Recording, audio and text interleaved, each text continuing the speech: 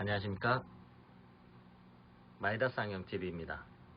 원거리를 바라볼 때 시력은 좋습니다. 근거리를 바라볼 때 초점을 맞추기 어려운 양안시 이상을 갖고 계신 고객분입니다. 근거리를 바라볼 때 불편함이 생기는 양안시 이상의 종류와 그 해결 방법인 프리즘 처방에 대해서 알아보도록 하겠습니다.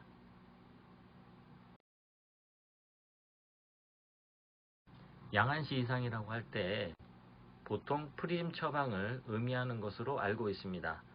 물론 이번 케이스는 프리즘을 처방하는 사례입니다. 하지만 양안시 이상이라 함은 두 눈 사용이 정상적인 범주에서 벗어난 상태를 의미합니다. 두 눈을 함께 사용하지 않고 한쪽 눈을 가린 것과 같은 억제가 나타나는 경우도 양안시 이상이며, 각 눈이 바라보는 사물이 둘로 보여서 복시가 나타나는 경우도 양안시 이상입니다.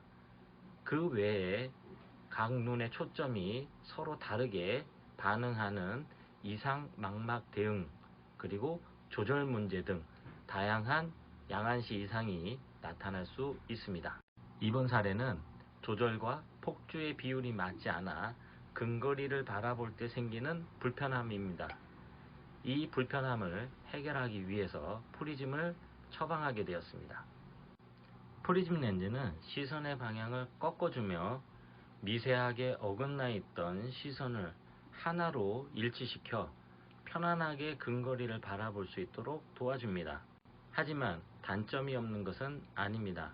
프리즘 렌즈를 통과한 빛은 번져 보이게 되며 흐림을 유발하며 가장자리 빛이 번져 보이는 불편함을 호소하게 됩니다. 이런 불편함을 줄이고 프리즘 처방의 성공 확률을 높이기 위하여 아배수가 높고 선명하게 보이는 굴절률 1.60 재질을 주로 추천해 드리게 됩니다. 시력이 나쁜 경우에도 1.60 재질을 사용하는 경우가 되겠습니다.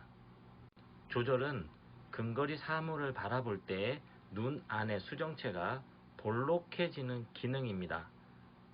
폭주는 사물을 바라볼 때 눈이 안쪽으로 향하는 기능입니다. 이 조절과 폭주는 서로 연동되어 작용을 하게 됩니다. 조절이 부족해도 폭주가 부족한 것처럼 나타나고, 폭주가 부족해도 조절이 부족한 듯 증상이 나타나게 됩니다. 이 두 가지 차이를 구분하여 처방을 하게 됩니다.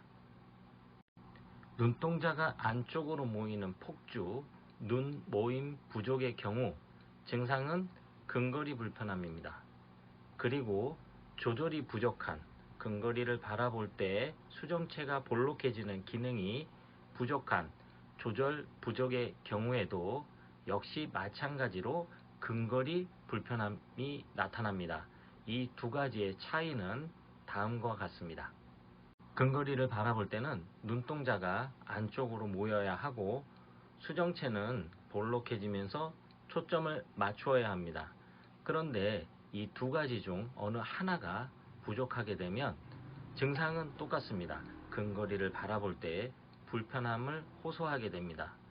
눈 모임 부족, 그리고 거짓 눈 모임 부족, 증상은 똑같지만 해결하는 방법은 서로 다르게 됩니다.